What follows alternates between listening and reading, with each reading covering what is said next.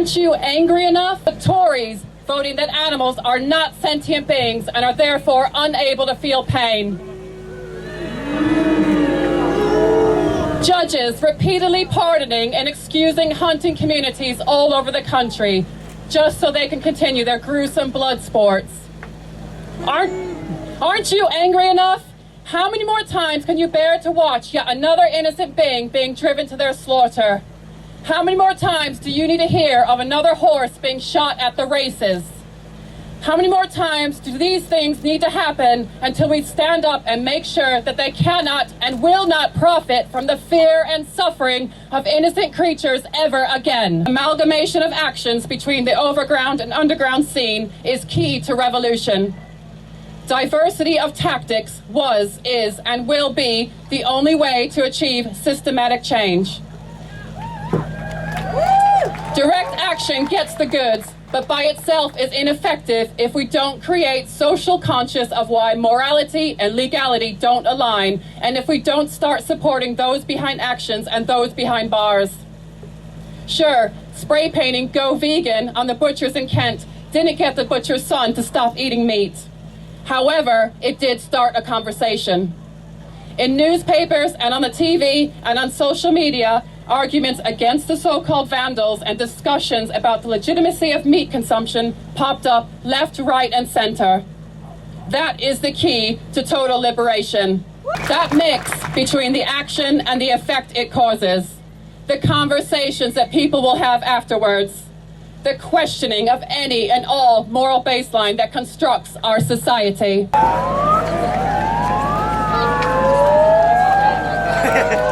Today is unique. Today we have this rare and special opportunity to express what is in our hearts when we see an animal being abused. Today is a day to show others how you feel and what you see. Today is a day where we truly contemplate the injustice of the world for animals and where you don't apologize for how deeply you feel for these victims. We all have empathy within us, and we all can exercise this quality further to achieve a society that is more respectful, more tolerant, and more compassionate towards otherness. Towards other religions, towards other genders, towards other races, and today and every day towards other species. Where society once disconnected us from our natural empathic impulses as children, in caring for animals we reclaim that empathy. And now it's time to practice extending our circle of empathy further than before, because it is the quality most needed in this world.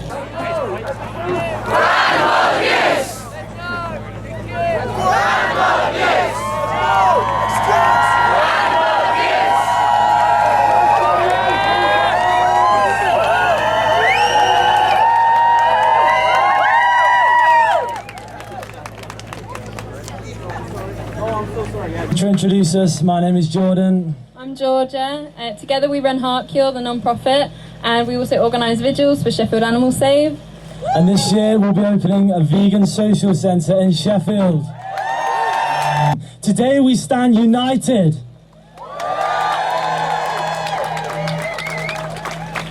Somehow humans have found a way to exploit and endanger almost every other species on this planet. It's because of us that they are suffering, and it's up to us to make it stop. We are all here because we see a better, more compassionate future. A future where all animals and humans have the right to life and freedom, because there is no excuse for their suffering. Just look around you now and just feel the strength in this community. There is so many of you out today and all over the world in other marches. Just feel that strength. Together our voices are louder. Liz, right now, most of this cruelty is invisible. It's hidden behind tolerance and walls. It's up to us to tear those down. To every life that is caged, scared and exploited, we stand united. We must refuse to accept this injustice. We must stand up and refuse to back down. We have to fight for a future where all life is free. Let today be the day that we show the world that we will not be silent and we will not back down, and we will fight until every cage is empty and until every ear is free. until all life is free! Fuck yeah. The day where we celebrate being vegan, but most importantly, empower ourselves and we believe in ourselves and know that there's more that we have to do than simply just be vegan. We can no longer simply just be vegan. It's time that we become activists. And there's so many different ways to be activists. There's so many different forms and so many different approaches that we can use to try and help the liberation of animals be progressed faster and faster. And so it's my special gratitude and my special appreciation and thanks for the work of this next group that we're invited on stage today. Unoffensive Animal do tremendous things for the animals, and they do tremendous things in the pursuit of total animal liberation. So without further ado, can you please give a warm hand and a warm welcome to Unoffensive Animal. To read you a letter from an anonymous comrade that wishes not to be named. It's the 5th of November, the day Barry Horn died. A team of 4. 1 van, 1 crowbar, 1 spray can. Another fucking shed. Filthy, full of scared chickens, piles of shit, and a metal grid as a floor. Systematically, we load box after box until 100 hens are waiting for us in the back of the van. 100 animals from that day will live on surrounded by love until they pass. Woo! The camera person lets us know they have taken enough footage for a video. It has taken us 12 minutes. I take special delight in smashing the machine that disinfects the eggs hanging from the ceiling. I then turn back and focus on the conveyor belt that transports the eggs from the shed to the front room. The farmer probably doesn't visit the hens more than once every couple of months. Everything is automated, much better. The more machinery, the more to be destroyed. Yeah.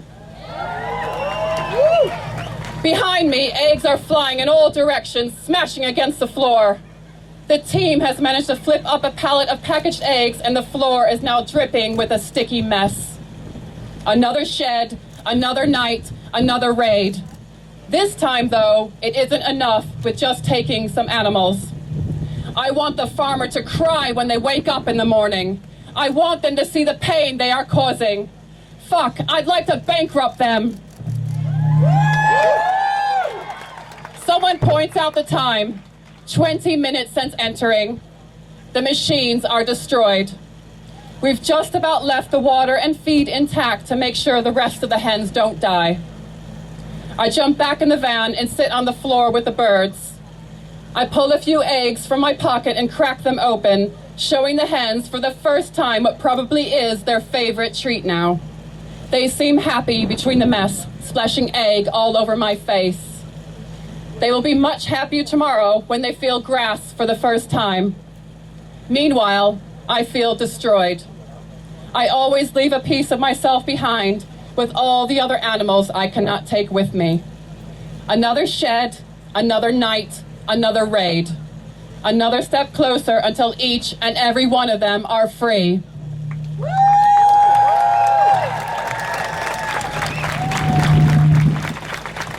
This letter is just to show one of the many raids carried out in the last 12 months.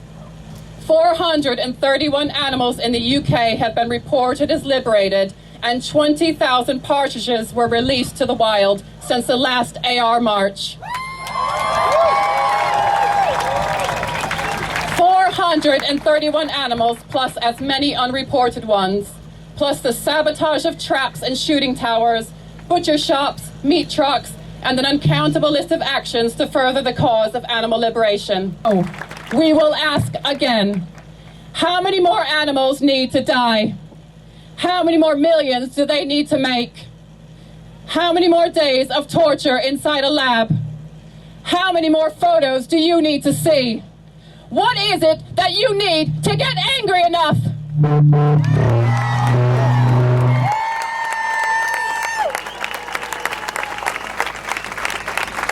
Let's give a warm welcome and a round of applause for Ayana. If you say that you love animals, if you say you really care, then to hurt them is absurd.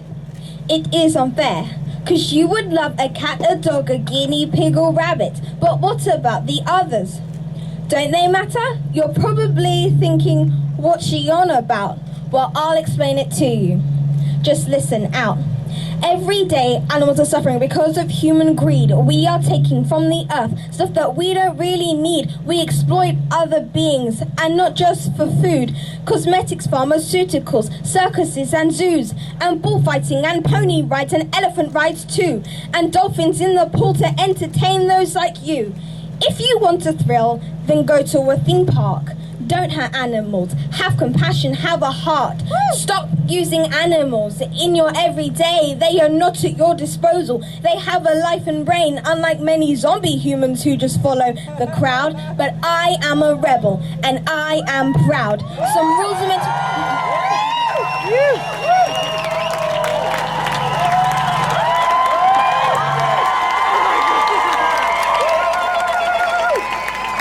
Some rules are meant to be broken or flattened to the ground. Don't believe everything they tell you at school. Stand up for what is right. Be different. It's cool.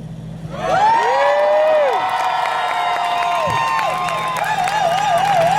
everyone! It's so good to see you all. This has been amazing. So much has changed in just 1 year, and I'm pretty sure there are more of us than last year. Or maybe everyone's just got bigger on all that amazing vegan junk food.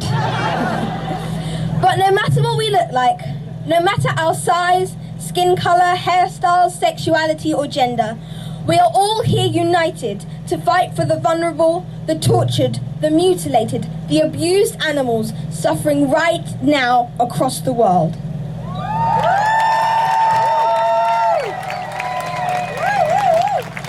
They're all dead now. All of the animals I've met at vigils, every animal I've seen in horrific footage. The pigs, the cows, the ducks, the chickens, the horses, the dogs, the cats, the turtles, the whales, the dolphins, the dogs, the sheep, the bees are all dead. None are safe. All animals are endangered. They didn't get a funeral or a tombstone. They got discarded as if they were nothing, no one. They were nameless and faceless to their oppressors. But we will remember them, and we will never forget what they went through. Unfortunately, we cannot save them all. We cannot save those we have lost, but we can save those who still have a chance, and that is why we are here. But don't let this be all. Don't let this be the peak.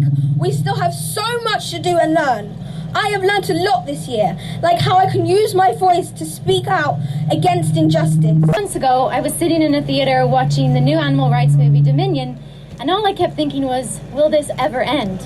If you haven't seen the movie, it's pretty much hell on earth, documenting practically every type of animal abuse and exploitation in very graphic detail, and you do start to think you're never getting out of that theatre. It was a horrible experience, and we all sat there crying, gripping hands, simultaneously cursing humanity and feeling grateful that we weren't born animals. I turned to my friend, who had been remarkably stoic and still during the screening, and I asked him, how on earth were you able to keep watching that screen? I hadn't been able to actually look at most of it. I'd cried and watched the screen through a tight web of fingers. He answered simply, because those animals deserve to be seen. Reminding me that it wasn't just a movie or a fictional narrative we could ponder soberly in comfortable retrospect. The animals we witnessed on that screen were far past saving, long dead, their cries forever silenced, but they lingered in our memories as ghostly reflections of the animals suffering and dying the exact same fate as we stand here now. For the animals, it never ends. Every passing moment is this living, unrelenting hell for them. And if we can't sit and witness their lives and deaths for 120 minutes of one day without suffering, how can we tolerate this violent abuse being inflicted on another being for an entire lifetime? I implore you to appreciate where others are coming from and how they have come to see the world so differently to us. I often ask, what pain and denial must this person be in to accept the brutality of killing and eating animals in factories as normality? And how can I relate to that? We can't just point the finger and get enraged at people who abuse animals. It doesn't change their minds, and it just makes us angry. It creates an us and them mentality, a further disconnect and heightened tension, an excuse for them not to listen to our message. I do not say this to go easy on people or to come across as nice. I say it because I think deeply about the quickest way to help animals, and I see that the scapegoating and vilification of people who participate in animal abuse does not help the animals' plight. We need to connect with others who see animals differently first, in order to open their minds and help them make the connection. That is, as I see it, the nuanced, complicated, but vital work of the animal rights movement. I also just want to say how much I admire each and every one of you who showed up today. The bravery, imagination, and optimism it takes to be fed a world one way and to say, I'd like it to be different, better, kinder, is truly awe-inspiring. I want to thank you for listening to my speech and for making this community so inspiring and powerful, and to send you love and strength as you continue to spread the message of equality for animals. Thank you. Change is coming. The sun will one day set on this world and a new dawn will rise. Out of the ashes of violence, hope will rise. Now we as a movement exist in the millions of individuals, but together we move as one. And as one, we cannot be stopped. We will not be stopped. And these industries, the ones who exploit others, they feel what we feel, and they fear it. And they fear us. And they should fear us. For every single day, our numbers grow stronger, our conviction grows harder, and that change becomes ever more inevitable than it was the day previous. And they fear us because they know that we will not stop fighting, that we will never take a day's rest, and we will never take a day's break until the animals are liberated from the shackles that our species has imprisoned them within.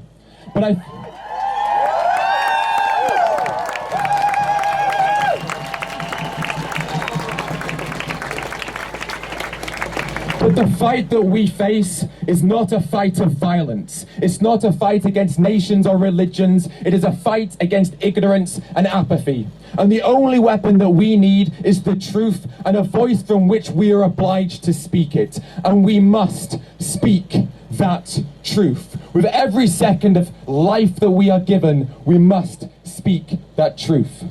The world that we want, that vegan world, exists out there in front of us in the palm of our hands.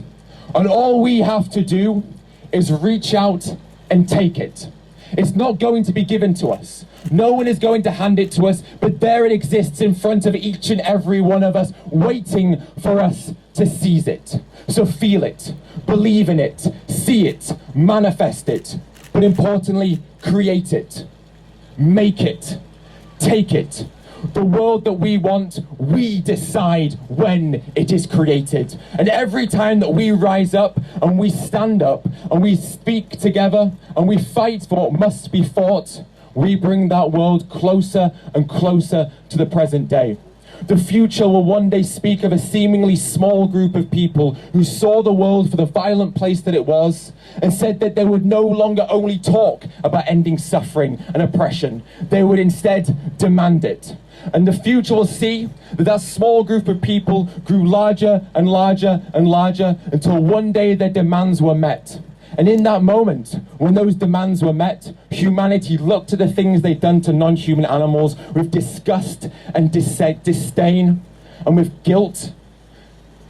And they said, non-human persons, the lives of non-human persons should be treated with the same value and respect that we assign to our own lives. In that moment, we will realize that non-human persons place a unique value on their life in the same way that we place a unique value on our life. Now I want to talk about a place that I visited last year, one of the many hellholes that exists on this planet. I visited a dairy farm, and we walked into the dairy farm during the day, and we walked around and we filmed the animals as we saw them in their prisons. And we came across a pen, and in this pen there was a mother and the mother's baby. Now the farmers knew that we were there. They'd seen us, and they didn't seem to mind about us being there. And they told us they were going to take the baby away from their mother. And now we knew this is what happened in the dairy industry. We knew that every single calf that was born was taken away from their mother, normally within 24 to 72 hours of birth. And so we were faced with a dilemma. Do we leave or do we stay? Now we could leave, and pretend that that suffering didn't exist. But to turn a blind eye to suffering does not mean that that suffering no longer exists. We must not turn away with our eyes what they are forced to endure with their bodies. And so we decided to stay and to see and to film and to bear witness to the suffering that was about to commence. And so I filmed as the farmer came into the pen, and he took the calf and he threw the calf into the trolley and he wheeled the trolley with the calf away. I followed the mother, and I followed the mother as far as she could go until the farmer closed the gate on her. I looked into the mother's eyes and I saw pain, I saw fear, I saw anguish, I saw her pleading for help, but I saw confusion. She had no idea why this was happening to her. No one could explain why we did these things to her. No animal in these situations understands why. And I thought about all the times I'd been most scared in my life, and I thought that often confusion was coupled with fear. And when confusion is coupled with fear, it makes the fear feel so much more intensified, because we don't understand what's happening and we don't understand what's about to happen next. I followed where the baby had been taken to a solitary confinement pen, and I sat in front of that baby and I put my hand through the bars and I carefully stroked the top of that baby's head. I said, "I'm sorry." I said, "I'm so sorry." I said, "I'm sorry you're here. I'm sorry this is the life that you have been given. I'm sorry for the plight that you have been forced to face because of the actions of the species that I belong to." But then I felt like a hypocrite. It felt disingenuous for me to say sorry when I could take my arm out of that prison and leave and walk whenever it is that I wanted to. I could go home, live my life, have fun, spend time with friends and family, sleep in a comfortable bed and do the things that I wanted to do. But that prison, for that baby in front of me in that moment, was eternal. Their life would only ever be a prison until the day that they died. And so I stood up and I said to myself, animals do not need our pity. They do not need our words, and they do not need our sorrow. Pity will not save these beings. These animals need us to fight and stand up for them and take action. And so I said to myself, I need to be held accountable for the actions that I make in the future, so that when I leave here today, I don't just go about my ordinary life. That when I leave here today, I remember the plight of that animal, and I never forget the plight of that animal. So as I stood there in front of the calf, I made a vow to myself. I made a vow to hold myself accountable with every second of life that I am given from this moment on. I said that as long as blood is pumped through my veins and oxygen flows through my lungs, with every second of life that I am given, I will fight. Because my life is a privilege. And with that privilege that I have been given, I am obliged to fight for those whose freedom has been denied to. I made a vow that with every second of life that I am given, I will fight for those who need me to fight for them most.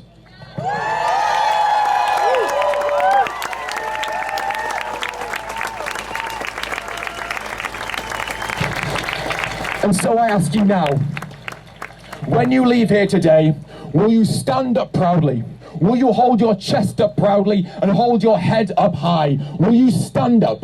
Will you speak up? Will you defiantly walk towards the road of animal liberation? Our life is not just our own. Our existence is a vessel through which we are morally obliged to create positive change. Use the life that you have to create a world where compassion, tolerance, and equality are no longer considered extreme or militant, but are instead the foundations and baseline for a just and fair society. We are here today for the calves taken away from their mothers. We are here today for the hens who are exploited for their eggs. We are here today for the chickens who are exploited and murdered for their flesh. We are here today for the pigs who are locked in farrowing crates. We are here today for the lambs on the way to the slaughterhouse. And we are here today for the millions upon trillions of animals who are mercilessly dragged out of the ocean. The marine animals who are killed without any dignity or respect.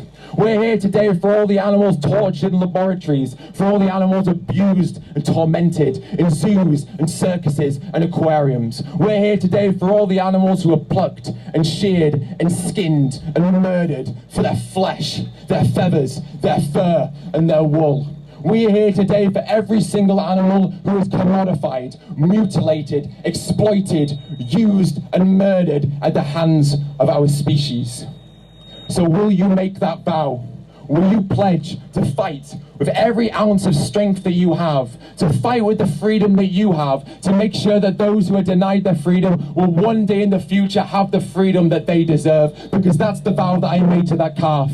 I said that although I cannot save you in this moment, I will fight to make sure that a future exists where no other animal will have to suffer in the same way that you are today.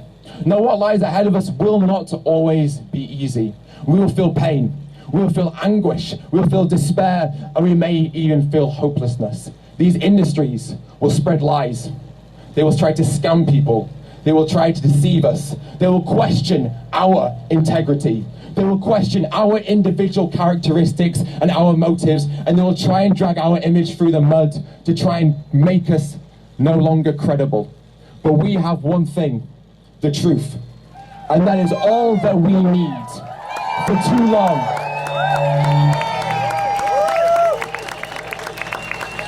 too long, these industries have deceived the public. They have lied and manipulated and scammed us. But we will no longer tolerate that. We look at these industries and we look these people in the eye and we say, no more will you be allowed to commit these transgressions upon those beings that exist on this planet alongside us, not for us. So come together, fight together. Because when we do so, when we fight in unison and as one, we can change the world. And we must change the world. The animals need us. They need you.